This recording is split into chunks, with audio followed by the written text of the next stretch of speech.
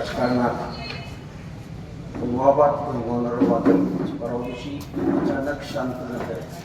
आपले तुमचे आमचे सर्वांचे लाडके दादा, आम्ही सर्व पत्रकार निशब्द झालेलो आहोत. कारण सातारा जिल्ह्यासह खटाव तालुक्यात पत्रकारांच्या वैयक्तिक जीवनात फार मोलाचा वाटा ते देऊन गेलेले आहेत. त्यांचा आदर्श आणि त्यांची प्रेरणा आमच्या लेखणीतून यापुढे सिद्ध करून दाखवू हीच खऱ्या अर्थाने त्यांना श्रद्धांजली राहील.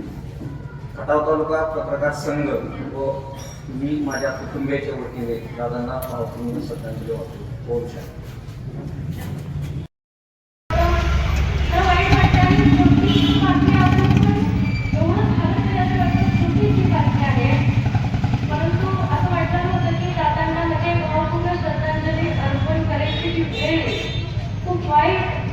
झाले आहे आणि त्याचबरोबर प्रशासनावरती आणि अधिकाऱ्यांवर एक पकड असलेलं असं कर्तृत्ववान नेतृत्व आपल्याला लाभलेलं.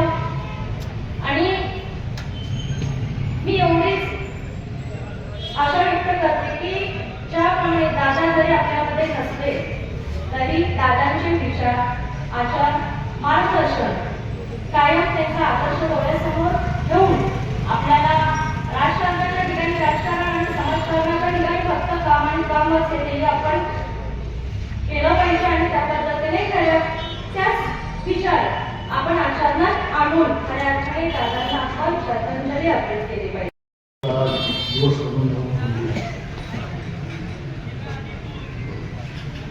2 दिवसापूर्वी या महाराष्ट्राचे मुख्यमंत्री कैलास दादा त्यांचं अपघाती निधन झालं. आम्ही अख्खा महाराष्ट्र शोक साजरा केला. दोघांनी चळवळीचे पायी दादांनी कामाला सुरुवात केली. स्वर्गीय यशवंतराव चव्हाण, आदरणीय पवार साहेब आणि त्यानंतर मला शंभूराज देसाईंचा फोन आला. अरे रणजित दादांनी काय केलं तुला माहिती म्हणजे काय झालं?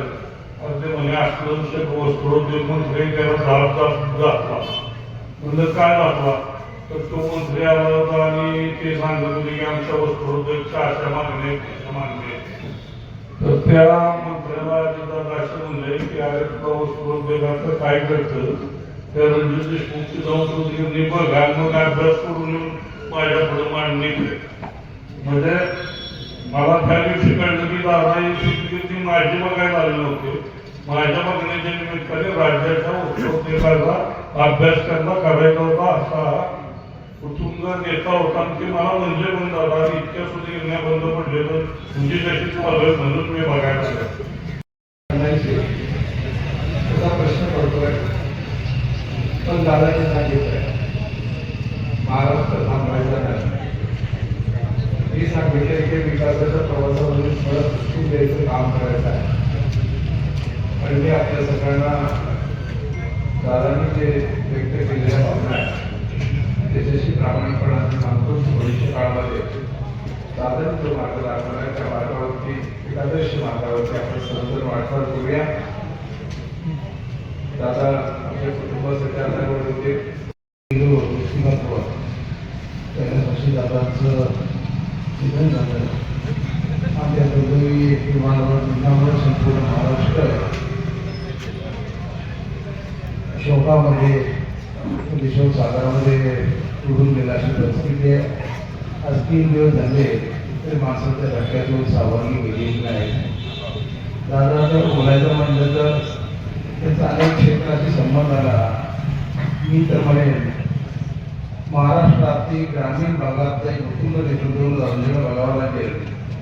कारण त्यांनी त्यांच्या जीवनामध्ये सुरुवात ही अगदी शेतीपासून दूध व्यवसायापासून ते साखर कारखाना असेल, सरकारी क्षेत्रामध्ये ते बँकेचे जो 16 वर्ष अध्यक्ष होते, राज्य बँकेत अध्यक्ष म्हणून काम केले. साखर कारखान्यामध्ये त्याचा फार मोठा अनुभव होता.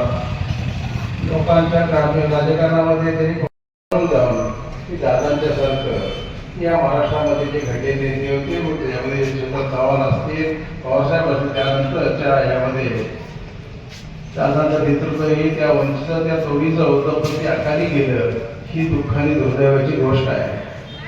तो त्यांचा विचार आपल्याला पुढे न्यावा लागणार आहे. शेवटी काळाने काय बदल घडवले तर त्यांचे विचार जपणं, ते जीवन ठेवणं, ते लोकांच्यापर्यंत पोहोचवणं आणि त्यातून त्यांच्या स्वप्नातील अनेक क्षेत्रात काम करताना राजकारणामध्ये ते करावे होते.